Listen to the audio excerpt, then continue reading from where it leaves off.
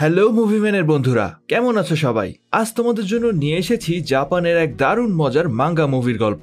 আচ্ছা ভাবো তো একবার, তোমার ক্লাসের ম্যাডাম চোখে ভারী ফ্রেমের চশমা পরেন, মাথার দুই দিকে দুইটা বেনিও করেন, আর দেখতে একদমই সাদাসিধা। স্টুডেন্টরা তো তাকে পেয়েই বসেছে। তারা ভাবে এই ম্যাডাম তো একেবারেই মধুর, তাকে ভয় পাওয়ার কিছুই নেই। তাই সবাই মিলে তাকে দিনের পর দিন বুলিও করে, ক্লাসের মধ্যেই তুলকালাম কাণ্ড বাঁধিয়ে রাখে। কিন্তু তারা তো কেউই জানতো না এই সাদাসিধে চেহারার আড়ালেই লুকিয়ে আছে এক ফিল্মি গ্যাংস্টার, এমন এক চরিত্র যে একাই 100। যখনই তার ছাত্রছাত্রীরা কোনো বিপদে পড়তো, এই গ্যাংস্টার ম্যাডাম ঠিক সিনেমার হিরোইনের মতোই ঝাঁপিয়ে পড়তো। প্রতিপক্ষ যতই শক্তিশালী হোক না কেন, তাদের সবাইকে একাই শায়েস্তা করে দিত। তাহলে আর দেরি কেন, আজ আর এই ইন্ট্রো বাদ দিয়ে দেখে নেওয়া যাক এই গ্যাংস্টার ম্যাডামটা আসলেই কেমন। আর হ্যাঁ, বরাবরের মতো পুরো গল্প জুড়েই আমি মুভিম্যান আছি তোমাদের সাথে। গল্পের শুরুটা হয় জাপানের একটা এয়ারপোর্টে, যেখানে একটা প্লেন ল্যান্ড করেছে। কিন্তু কোনো সাধারণ প্লেন না, প্লেনটা আসলে হাইজ্যাক হয়ে গেছে। ভেতরে থাকা সন্ত্রাসীরা হুঙ্কার দিয়ে ডিমান্ড করছে। তারা বলছিল, যদি যাত্রীদেরকে সুরক্ষিত দেখতে চাও তবে চুপচাপ $10 মিলিয়ন আমাদের হাতে তুলে দাও, আর আমাদের পালানোর জন্য একটা আলাদা ফ্লাইটের ব্যবস্থাও করতে হবে। শুনে মনে হচ্ছিল মামাবাড়ির আবদার পেয়েছে আর কি। কিন্তু সরকারি কর্মকর্তারা সন্ত্রাসীদের এই দাবি কোনোভাবেই মানতে রাজি হচ্ছিল না। তারা শুধু চাচ্ছিল যে কোনো উপায়ে যাত্রীদেরকে সুরক্ষিতভাবে বের করে আনতে। আর ঠিক সেই সময় আমরা দেখি ফ্লাইটের ভেতরে গভীর একটা ঘুম থেকে আড়মোড়া দিয়ে ওঠে আমাদের গল্পের নায়িকা, মিষ্টি চেহারার কুমিকো। আর সে যেই না আয়েশ করে একটা হাই তুলছে, অমনি এক সন্ত্রাসী তার মুখের সামনে বন্দুক ধরে বলে, এই মেয়ে, আরেকবার মুখ খুললে তোমার মাথার খুলি উড়িয়ে দেব, সোজা হয়ে চুপচাপ বসে থাকো। কুমিকো তো ভয়ে একেবারে কাটা। সে মনে মনে বলতে লাগলো, আরে এখানে আবার এসব কি হচ্ছে, আমার তো স্কুলে যেতে দেরি হয়ে যাচ্ছে। এমন সময় একজন বয়স্ক মহিলা এক সন্ত্রাসীকে মিনতি করে বলছিল, বাবা আমাকে একটু পানি খেতে দাও। কিন্তু সন্ত্রাসীটা ধমক দিয়ে বলে, চুপচাপ বসে থাক বুড়ি, তা না হলে গুলি করে এখনই উড়িয়ে দেব। ব্যাস, এই ব্যবহার দেখেই আমাদের হিরোইন কুমিকোর মাথা গরম হয়ে যায়। সে সোজা উঠে দাঁড়িয়ে গর্জন করে বলে, তোমার সাহস কি করে হয় একজন বয়স্ক মহিলার সাথে এমন ব্যবহার করার? আর কুমিকোর এই রূপ দেখে এক মুহূর্তের জন্য সব সন্ত্রাসীরা একটু হলেও ঘাবড়ে গিয়েছিল। কিন্তু কিছুক্ষণের মধ্যেই তাদের লিডার নিজেকে সামলে নিয়ে কুমিকোকে গুলি করতে এগিয়ে আসে। অন্যদিকে ফ্লাইটের বাইরে থাকা সরকারি কর্মকর্তারা ভেতর থেকে ধুমধাম মারপিটের শব্দ পাচ্ছিল। তারা তো ভয়ে অস্থির, ভাবছিল সন্ত্রাসীরা হয়তো যাত্রীদের উপর অত্যাচার শুরু করে দিয়েছে। সব পুলিশ অফিসার অ্যাক্টিভ মোডে ফ্লাইটের সামনে এসে দাঁড়ায়। কিন্তু ঠিক তখনই ঘটে এক অবাক করা ঘটনা। ফ্লাইটের দরজা খুলে সব সন্ত্রাসীরা একে একে বের হয়ে এসে হাঁটু গেড়ে বসে পড়ে। তারা মাথা নত করে বলতে লাগে, আমরা জীবনেও এখানে আসবো না, দয়া করে এই মেয়ের হাত থেকে আমাদেরকে বাঁচান। তাদের পেছনে এসে দাঁড়ালো কুমিকো। সেখানে উপস্থিত মিডিয়া, পুলিশ কেউই বুঝে উঠতে পারছিল না আসলে কি ঘটেছে। কুমিকো কিছুটা অপ্রস্তুত হয়ে সবাইকে বলে, আপনারা এভাবে কি দেখছেন? আমি তো একটা ছোটখাটো স্কুলের গণিতের টিচার। হ্যাঁ, কিন্তু আমি এখনো সিঙ্গেল আছি। এই বলে সে না জানি আরো কত আজে বাজে কথা বলতে শুরু করে। পুলিশ অফিসাররা ভাবলো এ হয়তো কোনো পাগল মহিলা, ভেতরে নিশ্চয়ই অন্য কিছু হয়েছে, যার ভয়ে সন্ত্রাসীরা পালাতে চাচ্ছে। কিন্তু কুমিকোকে টিভিতে লাইভ দেখে তার পরিবার আর তার স্কুলের প্রিন্সিপাল, যে আসলে কুমিকোর আসল সত্যটা জানতো, আর সেই সাথে তার পুরনো ছাত্রছাত্রী সবাই অবাক হয়ে যায়। কুমিকো যখন বাসায় ফিরল, তখন তার পরিবারের সবাই তার সাহসের খুব প্রশংসা করলো। আসলে কুমিকোর পরিবার ছিল জাপানের কুখ্যাত ইয়াকুজা গ্যাংস্টার গ্রুপের সদস্য। জাপানের এই গ্রুপটা এক ভয়ঙ্কর গ্যাংস্টার গ্রুপ হিসেবে পরিচিত ছিল, যাদের নাম শুনলেই বড় বড় মাস্তানদেরও হাঁটু কাঁপে। আর কুমিকোর দাদাই ছিল এই গ্রুপের লিডার। এই কারণেই তিনি ছোটবেলা থেকেই কুমিকোকে মার্শাল আর্টের সব রকম কৌশল শিখিয়েছিলেন। কুমিকোর বাবা মা ছোটবেলায় মারা যান, তাই তার দাদা তাকে এই গ্যাংস্টার গ্রুপের পরবর্তী লিডার বানাতে চেয়েছিলেন। কিন্তু কুমিকোর স্বপ্ন ছিল সে একজন স্কুল টিচার হবে, আর তাই পরিবারের সবাই তার স্বপ্নকেই সমর্থন করেছে।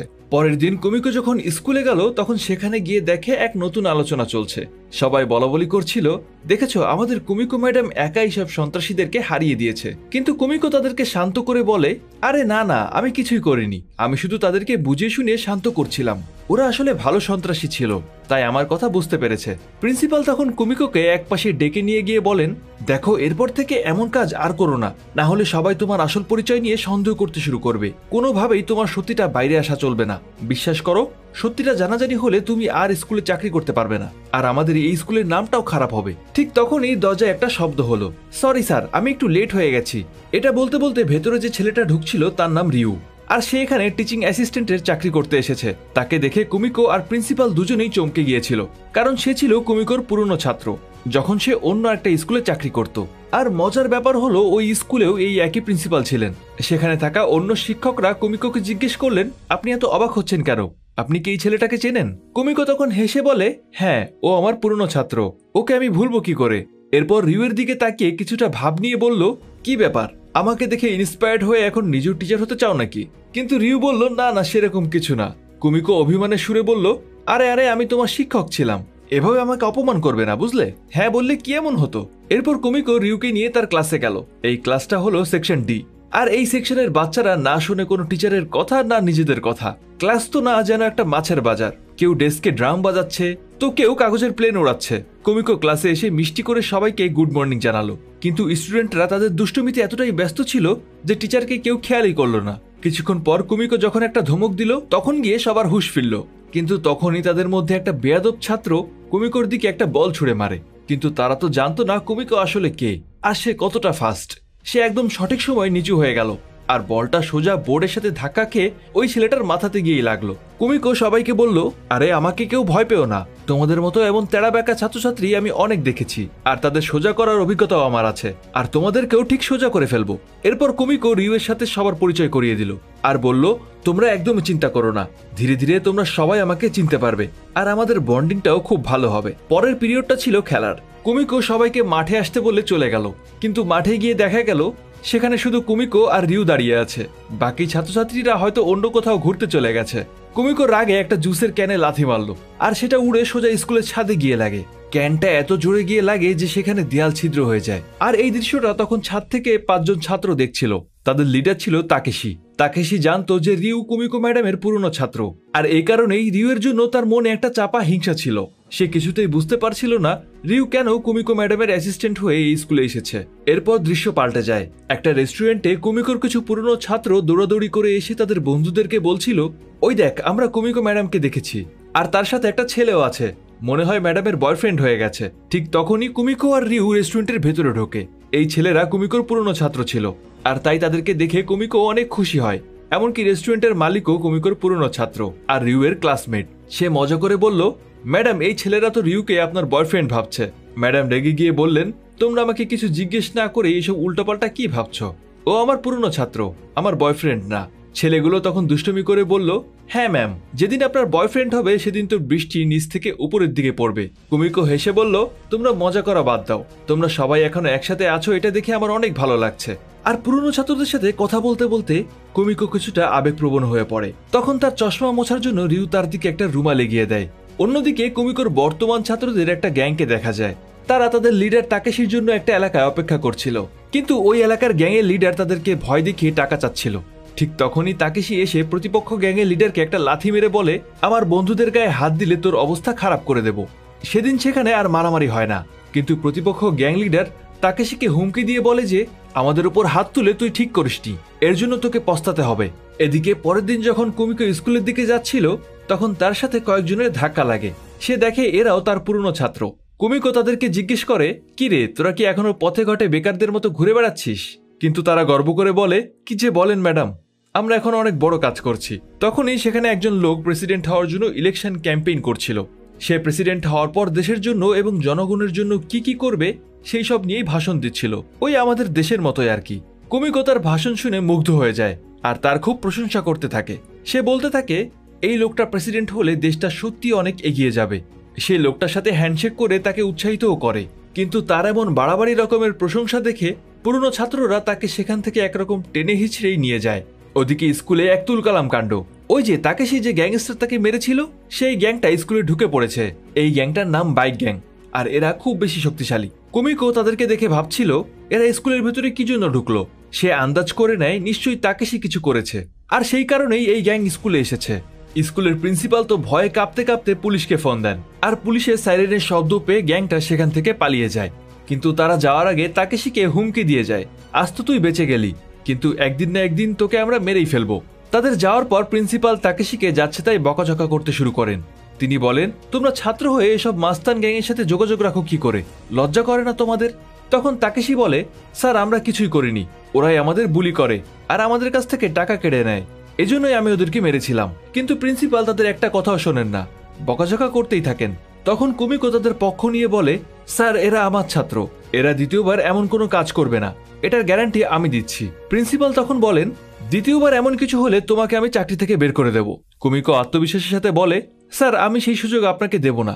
এরপর সবাই ক্লাসে এসে ভাবতে থাকে, এখন কি করা যায়? তারা বুঝতে পারেনি যে বাইক গ্যাং এত বড় সমস্যা তৈরি করবে। তাকেশি তখন উঠে দাঁড়িয়ে বলে, এই সমস্যার সমাধান আজকেই করতে হবে। এটা বলে সে একাই কোথাও চলে যায়।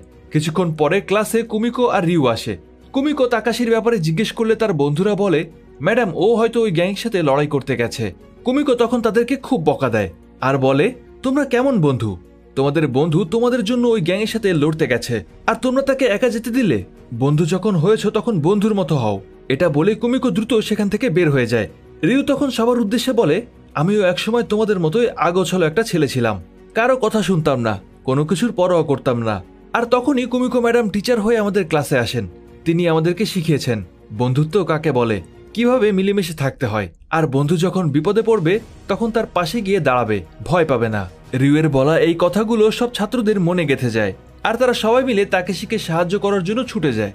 অন্যদিকে তাকেশি তখন সেই বাইক গ্যাংয়ের সাথে লড়াই করতে গিয়েছিল আর সেখানে এসে সে বলে, তোমাদের রাগ তো আমার ওপর, তাহলে তোমরা আমার সাথে কথা বলো, কিন্তু আমার বন্ধুদেরকে কিছু বললে খুব খারাপ হবে। বাইক গ্যাংয়ের লিডার তখন বলে, বাহ, তুই তো বেশ সাহসী, আমরা তো জানতামই না। এটা বলেই তারা তাকেশির উপর ঝাঁপিয়ে পড়ে। তাকেশিও পাল্টা লড়াই করছিল, কিন্তু একা আর কতক্ষণ লড়বে। সে যখন প্রায় হেরেই যাচ্ছিল তখন হঠাৎ করে সেখানে থাকা একটা দেয়াল ফেটে যায় আর সেই ভাঙা দেয়ালের ভেতর থেকে এন্ট্রি নেয় আমাদের গ্যাংস্টার ম্যাডাম কুমিকো। সে এসে বলে, আমার ছাত্রের গায়ে হাত তোলার সাহস তোদের কি করে হলো?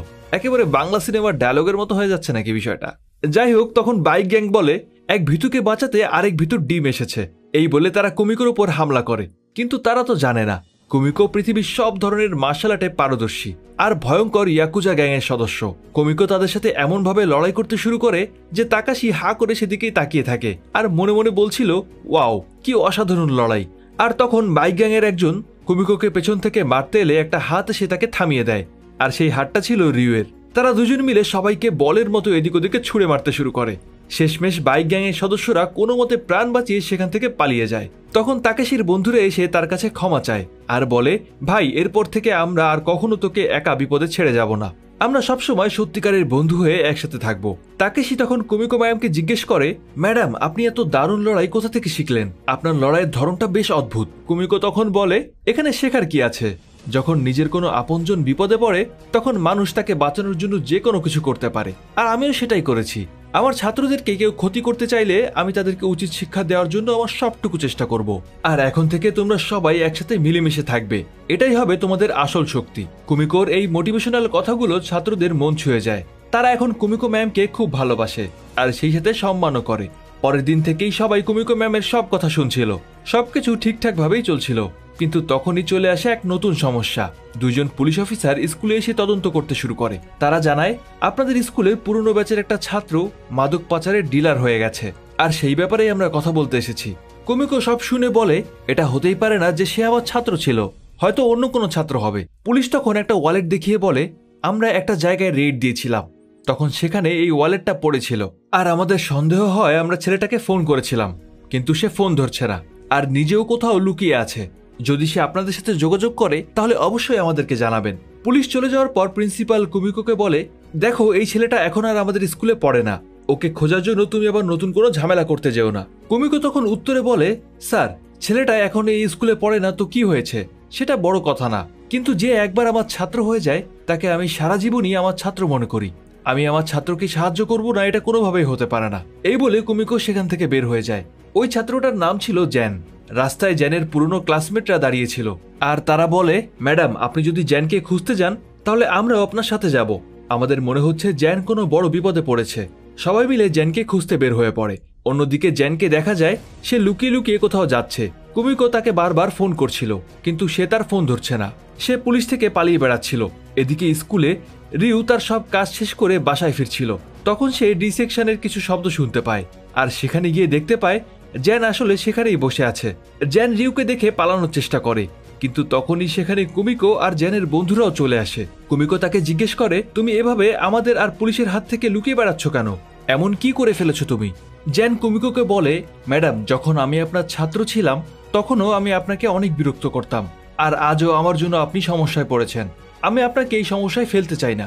কুমিকো জ্যানকে বকা দিয়ে বলে, তুমি আমাদের থেকে নিজেকে আলাদা করতে চাও, কিন্তু দেখো, তোমার এই বন্ধুরা সকাল থেকেই তোমাকে এদিকে সেদিকে খুঁজে বেড়াচ্ছে, অন্তত এই বন্ধুদের জন্য হলেও তুমি বলো কি করেছো। তখন জ্যান সবকিছু খুলে বলে। আসলে সে একটা ডেলিভারি বয়ের কাজ পেয়েছিল, যেখানে ক্লায়েন্টকে পার্সেল পৌঁছে দিতে হতো, আর তার বিনিময়ে সে খুব ভালো অঙ্কের একটা টাকাও পেত। একদিন এমনই একটা পার্সেল ডেলিভারি করতে গেলে ক্লায়েন্ট তাকে পার্সেলটা খুলে দেখাতে বলে। সে পার্সেল খুলে দেখে ভেতরে 3টা মূর্তি ছিল। ক্লায়েন্ট তাকে মূর্তিগুলো গাড়ির ভেতরে রাখতে বলে। মূর্তিগুলো রাখতে গিয়ে জ্যানের পা পিছলে যায়, আর তার হাত থেকে একটা মূর্তি পড়ে গিয়ে ভেঙে যায়। তখন সে দেখে এই মূর্তিগুলোর ভেতরে আসলে মাদকদ্রব্য ছিল। জ্যান অনেক ভয় পেয়ে যায়। সে বুঝতে পারে এই ক্লায়েন্ট তাকে দিয়ে এতদিন ধরে মাদক পাচার করিয়ে আসছে।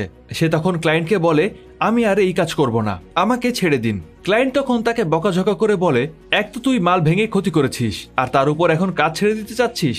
আর ঠিক তখনই পুলিশের সাইরেনের শব্দ শুনে সেখান থেকে সবাই পালিয়ে যায়। জ্যানও ঘাবড়ে গিয়ে পালাতে যায়, আর তখনই তার ওয়ালেটটা সেখানেই পড়ে যায়। আর এই ওয়ালেটটা পেয়ে পুলিশ তাকে সন্দেহ করতে শুরু করেছে, আর এখন তাকে সব জায়গায় খুঁজে বেড়ানো হচ্ছে। পুরোটা শোনার পর কুমিকো বলে, শুধু এইটুকু ব্যাপার, তুমি নিজে তো কিছু করনি, এটাই আমাদের জন্য অনেক।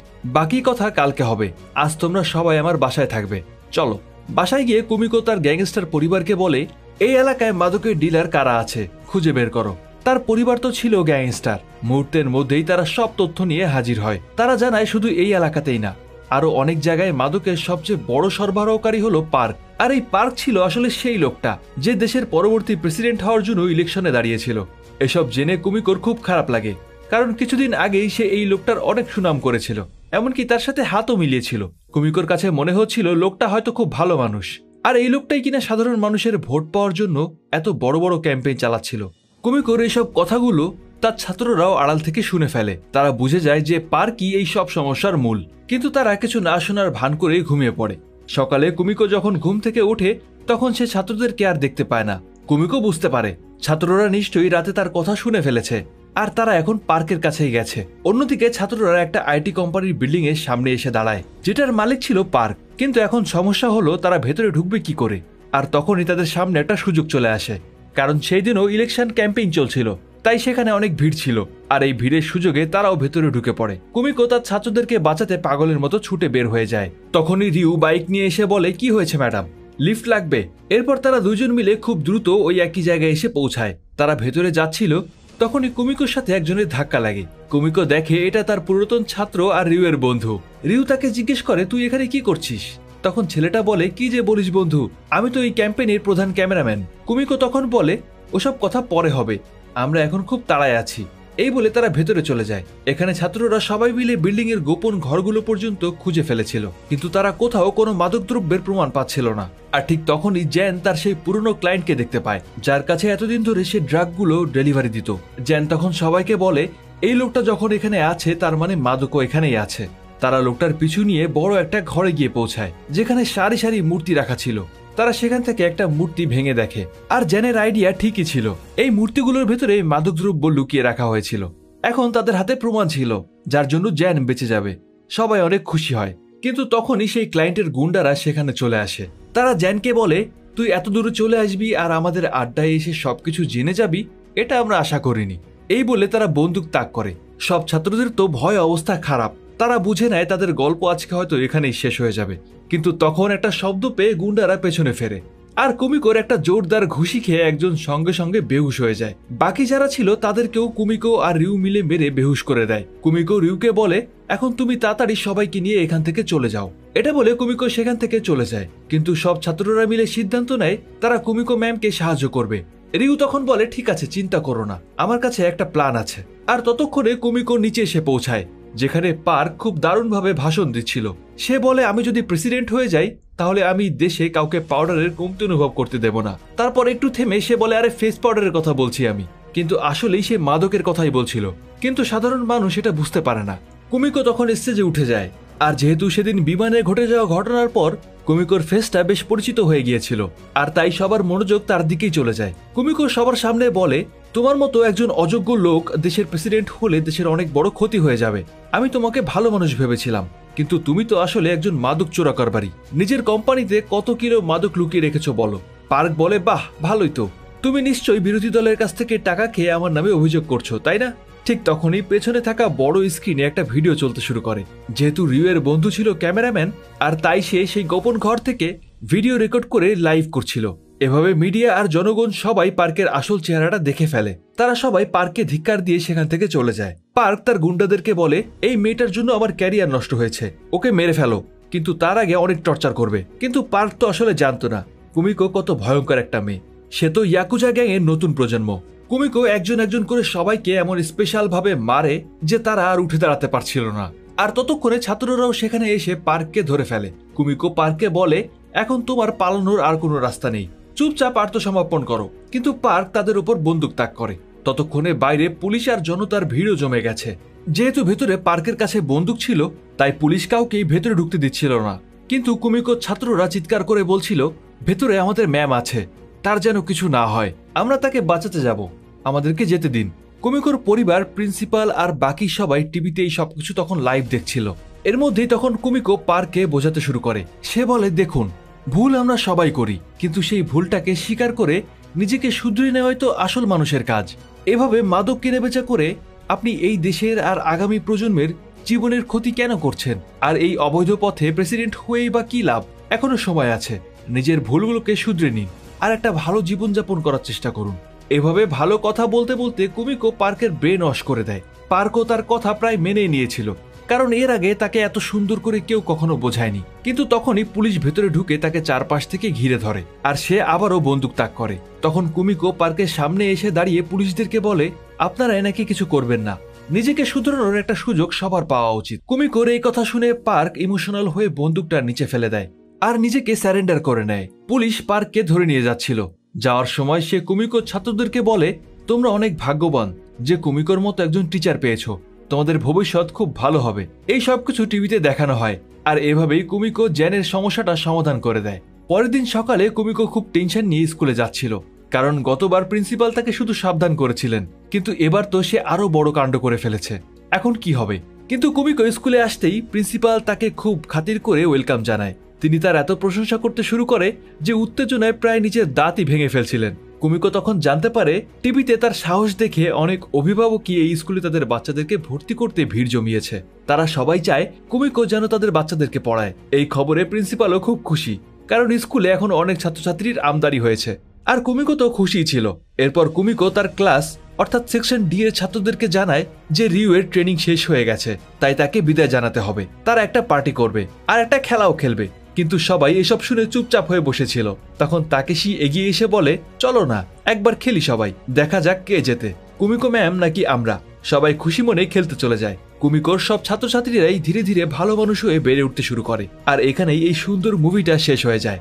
আচ্ছা, একটা জিনিস কি খেয়াল করেছো? টিচাররা কিন্তু সুপার হিরোদের থেকে কোনো অংশেই কম না। ঠিক সময়ে ঠিক কথা বলে একটুখানি ভরসা জাগিয়ে তারা কিন্তু অনেকের জীবন পাল্টে দিতে পারেন। একজন ভালো শিক্ষক ঠিক যেন একটা লাইট হাউসের মতো, আমাদের জীবনে ঝড়ো সমুদ্রে সঠিক পথটা তারাই দেখিয়ে দেন। কুমিকোর মতো গ্যাংস্টার হওয়ার দরকার নেই, কিন্তু তার মতো করে যদি প্রতিটা ছাত্রছাত্রীর ভেতরের আমিটাকে একটু ভালোবাসা আর যত্ন দিয়ে বের করে আনা যায়, তাদের মনের কথাগুলো যদি একটু মন দিয়ে শোনা যায়, তাহলে হয়তো অনেক অন্ধকার পথ আলোয় ভরে উঠবে। এভাবে হয়তো আমাদের সমাজটা কিছুটা হলেও শুধরে যাবে। কিশোর গ্যাং বা কম বয়সে অপরাধের সাথে জড়িয়ে পড়ার প্রবণতাটাও কমে আসবে। তোমাদের কি মনে হয়? কমেন্ট করে আমাকে অবশ্যই জানাবে। আর তোমাদের মধ্যে যারা এতক্ষণ অধীর আগ্রহে বসে আছো মুভিটার নাম জানার জন্য, তাদেরকে আর অপেক্ষা করতে হবে না। আমাদের আজকের মুভির নাম গোকুসেন। এটা আসলে একটা জাপানিজ মাঙ্গা কমিক থেকে বানানো। আর এখন চলে যাচ্ছি আমাদের সেরা ফ্যানদেরকে নিয়ে সাজানো মুভি ম্যানের ফ্যান সেকশনে। আমাদের আজকের সেরা মন্তব্যকারী হিসেবে নির্বাচিত হয়েছেন ইলিয়াস ভাই। তিনি বলেছিলেন, লিবিয়া থেকে দেখছি, পরের ভিডিওর জন্য